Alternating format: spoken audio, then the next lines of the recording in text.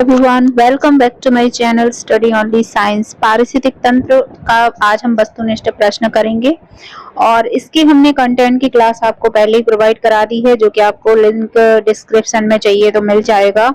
और अगर आपकी कोई डाउट है, कुछ क्वेरी है, तो आप मुझे कमेंट करके पूछ सकते हैं।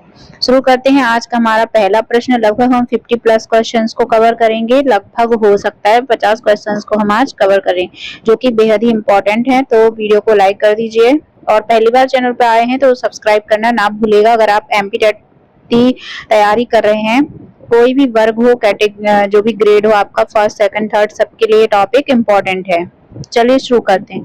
पहला प्रश्न है, भूमि अपरदन सॉइल इरोजन की रोकथाम संभव है? तो भूमि अपरदन की रोकथाम किस तरह से संभव होती है? पुनः वन रोपण से, वनों के विनाश से, फसलों के प्रत्यावर्तन से या चारागाह प्रबंध से? तो भूमि अपरदन को हम रोक सकते हैं पुनः वन रोपण करके, यानी कि पुनः वृक्षारोपण करके। ठीक है। फिर इसके बाद आता है दूसरा प्रश्न, प्रकाश जो सूर्य के प्रकाश से परावैंगनी विकिरण की क्रिया से क्या उत्पन्न होता है? तो परावैंगनी विकिरण से उत्पन्न क्या होता है ये बताना। कार्बन मोनोऑक्साइड, ओजोन, या फिर सल्फर डाइऑक्साइड, या फिर फ्लाइड्स। तो क्या उत्पन्न होता है? ओजोन, O3 गैस जो है वो उत्पन्न होती है सूर्य के प्रकाश से परावैंगनी विकिरण की क्रिया से। लेकिन यहाँ पे ये हो सकता है थोड़ा सा मिसप्रिंट हो, लेकिन परावैंगनी विकिरण जो है ओजोन को क्या करती है, ओजोन परत है परावैंगनी विकिरण को आने से रोकती है। ठीक है। इसका प्रश्न, चलिए अगला प्रश्न देखते हैं। वन पारिस्थितिकी तंत्र में हरे पौधे होते हैं। तो वन पारिस्थितिकी तंत्र में हरे पौधे क्या होते हैं? मूल उत्पादक, मूल उपभोक्ता, या अपघटक, या उत्पादक। तो ये होते हैं उत्पादक। वन पारिस्थितिकी तंत्र में हरे पौधे क्या होते हैं? उत्पादक के रूप में होते हैं। फिर नेक्स्ट है, जीवन तथा वातावरण के पारस्परिक संबंधों का अध्ययन कहलाता है। तो जीवन तथा वातावरण के पारस्परिक संबंधों का अध्ययन जिसे हम क्या कहते हैं? इकोलॉजी। ठीक है, इकोलॉजी कहते हैं। अगला प्रश्न है, वायुमंडल में कार्बन डाइऑक्साइड की मात्रा है लगभग। तो वायुमंडल में कार्बन डाइऑक्साइड की मात्रा 0.03% है। ठीक है। नेक्स्ट प्रश्न है, अंतिम रूप में जैविक ऊर्जा किससे प्राप्त होती है? तो अंतिम रूप में जो जैविक ऊर्जा है वो किससे प्राप्त होती है? ATP, atmosphere. इसका एटीपी जो है एटमॉस्फेयर प्रेशर या कुछ ऐसा हो सकता है, इसका फुल फॉर्म मैं आपको बता दूंगी। अगला प्रश्न है, किसी निश्चित क्षेत्र जैसे तालाब आदि में पौधों और जंतुओं के बीच पारस्परिक संबंध को कहा जाता है। तो तालाब आदि में पौधों और जंतुओं के बीच के पारस्परिक संबंध को क्या कहा जाता है? पारिस्थितिक तंत्र। ठीक है। अगला प्रश्न है, सूर्य की रोशनी से अल्ट्रावायलेट किरणें निकलती हैं जो उत्पादित करती हैं। तो यूवी रेज कौन सा क्या उत्पादित करती हैं? जो सनलाइट से निकलती हैं। तो इसका आंसर है O3। ठीक है, ओजोन लेयर उत्पादित करती हैं। अगला प्रश्न है, अम्ल वर्षा एसिड रेन का मुख्य कारण है। तो अम्ल वर्षा का मुख्य कारण है वायु प्रदूषण द्वारा SO2 की मात्रा में वृद्धि। इसके कारण अम्लीय वर्षा होती है। अगला प्रश्न है, भारत में मृदा अपरदन का सबसे गंभीर कारण है। भारत में मृदा अपरदन का जो कारण है वो सबसे गंभीर कारण कौन सा है? वनों की कटाई, यानी वन कटाव। अगला प्रश्न है, मृदा कण की सतह पर मजबूती से चिपकी पतली जल परत कहलाती है। मृदा कण की जो सतह है उस पे मजबूती से चिपकी हुई पतली जल की परत को हम क्या कहते हैं? तो वो होता है आर्द्रता जल। ठीक है, आर्द्रता जल कहलाता है। इसी तरह नेक्स्ट प्रश्न है, जल क्रांति यानी वाटर लॉगिंग कहाँ होती है? तो जल क्रांति, वाटर लॉगिंग जो होती है वो कहाँ होती है? चिकनी मिट्टी में। ठीक है, चिकनी मिट्टी में। नेक्स्ट है, खाद्य कड़ी फूड चेन में शाकाहारी होते हैं। तो शाकाहारी क्या होते हैं? फूड चेन में खाद्य श्रृंखला पड़ी होगी, तो उसमें शाकाहारी जो होते हैं वो होते हैं प्राथमिक उपभोक्ता। ठीक है, प्राथमिक उपभोक्ता। नेक्स्ट है, पादपों को मिट्टी से जो जल मिलता है वह है। पादपों को यानी पौधों को जो मिट्टी से जल मिलता है वह क्या है? वो केशिका जल होता है, केशिका जल। यानी कि वो जड़ों की केशिकाओं के माध्यम से पौधों को मिलता है। नेक्स्ट है, पादप जो चट्टानों की सतह पर उगते हैं उन्हें क्या कहते हैं? चट्टानों की सतह पर उगने वाले पादपों को क्या कहते हैं? लिथोफाइट्स। क्या है? लिथोफाइट्स कहलाते हैं, जो पादप चट्टानों की सतह पर उग जाते हैं। अगला है, नदियों, तालाबों आदि में पाए जाने वाले जलीय हरे पौधों को कहा जाता है। नदियों, तालाबों में जो जलीय हरे पौधे होते हैं उनको क्या कहते हैं? उन्हें हम शैवाल कहते हैं। ठीक है। अगला प्रश्न है, भोजन श्रृंखला में यानी कि खाद्य श्रृंखला में या फूड चेन का 10% सिद्धांत किसने दिया था?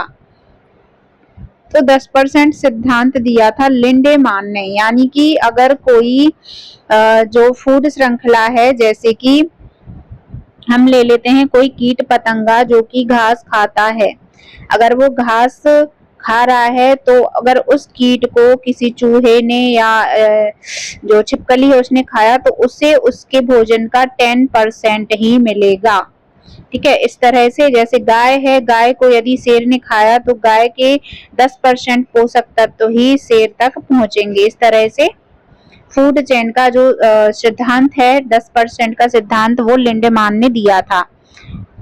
तो इसका आंसर ऑप्शन हमारा सी ऑप्शन राइट हो जाएगा, लिंडेमान का। अगला प्रश्न है, दीमक लकड़ी का पाचन ऐसे एंजाइम की सहायता से करती है जो स्रावित होता है। तो दीमक जो है लकड़ी का पाचन एक एंजाइम के माध्यम से करती है जो स्रावित होता है। किससे? इसका आंसर है सहजीवी प्रोटोजोआ द्वारा। ठीक है, सहजीवी प्रोटोजोआ द्वारा स्रावित होता है। नेक्स्ट है, पर्यावरण एनवायरनमेंट किससे बनता है? तो पर्यावरण को जो बनता है वो बनता है उपर्युक्त इन सभी से, क्योंकि जीव घटक भी चाहिए, भूआकृतिक घटक भी चाहिए, अजैविक घटक भी चाहिए। इन सभी से मिलकर जो है पर्यावरण बनता है। अगला है, निम्न में से कौन सा सबसे अधिक स्थिर पारिस्थितिक तंत्र है या पारितंत्र है? सबसे अधिक स्थिर तो वो कौन सा हो जाएगा? महासागर। क्योंकि महासागर के अंदर रहने वाले जलीय जीव जंतु पादप जो है वो लंबे समय तक स्थिर रहने वाले पारितंत्र होते हैं। ठीक है, इन्हें बहुत ही कम हानि होती है, नुकसान होता है। अगला प्रश्न है, निम्नलिखित वृक्षों में कौन पारिस्थितिकी मित्र नहीं है? तो जो मित्र नहीं है यानी कि जो एनवायरनमेंट को नुकसान पहुंचाते हैं, जो उपयोगी नहीं है वो है यूकेलिप्टस, क्योंकि ये बहुत ही अधिक लंबी जड़ें होती हैं जिससे ये अंतर्गतीय भूमिगत जल को क्या कर देता है? अवशोषित कर लेता है। ठीक है, तो ये पारिस्थितिक तंत्र का मित्र नहीं है ऑप्शंस में से। अगला प्रश्न है, निम्नलिखित में से कौन सा किसी पारिस्थितिक तंत्र में एक दिशीय प्रवाह दर्शाता है? तो एक दिशीय प्रवाह कौन दर्शाता है? ऊर्जा। ठीक है, जो एक से दूसरे में कन्वर्ट होती चली जाती है। ठीक है।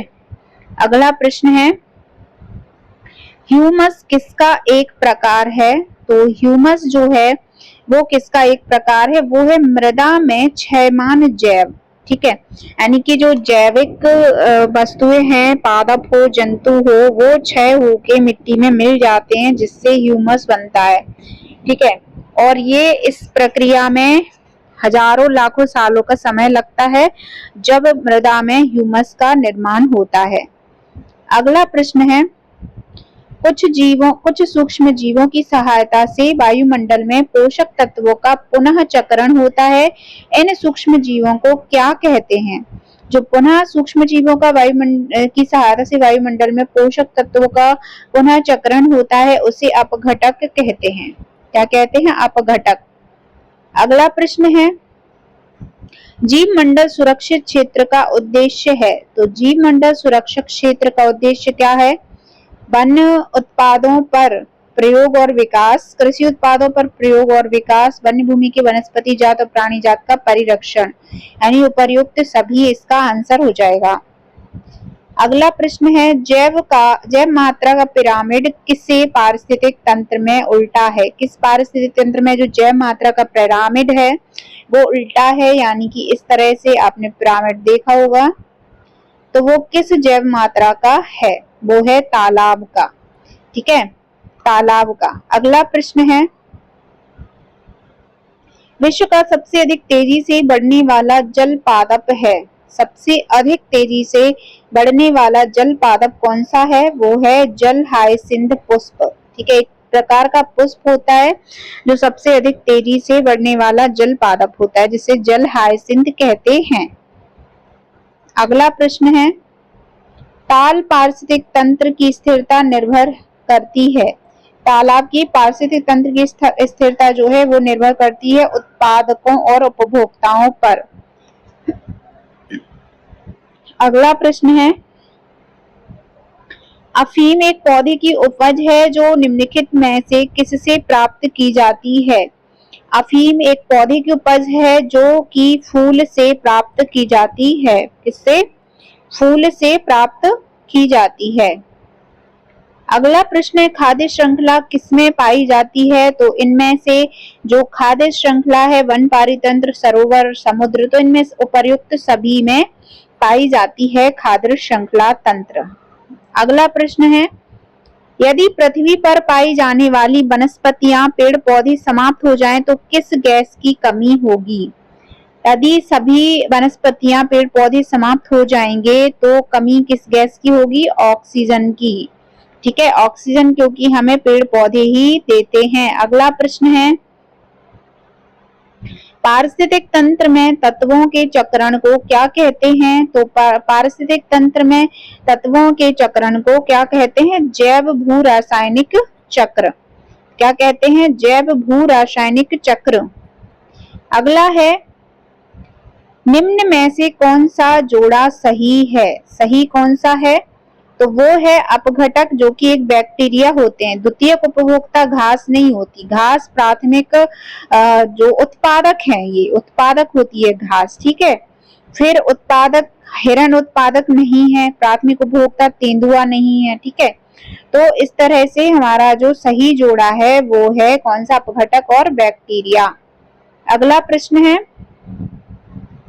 जैविक वस्तुओं का संगठन के सर्वाधिक उच्च स्तर को क्या कहा जाता है? जैविक वस्तुओं का संगठन के सर्वाधिक उच्च स्तर को क्या कहते हैं? उसका आंसर है जैव मंडल। ठीक है, क्या कहते हैं? जैव मंडल। अगला प्रश्न है, इनमें से किस फसल को प्रति हेक्टेयर अधिकतम जल की मात्रा की आवश्यकता होती है? तो किसे होती है प्रति हेक्टेयर अधिकतर जल की मात्रा की आवश्यकता होती है? गन्ने को, इनमें से। ठीक है, अगर धान लिखा होता तो धान को लिखते हम यहाँ पे, पर ऑप्शंस में से गन्ने को अधिक आवश्यकता होती है। अगला प्रश्न है, सामूहिक खेती यहाँ के घास स्थलों में की जाती है।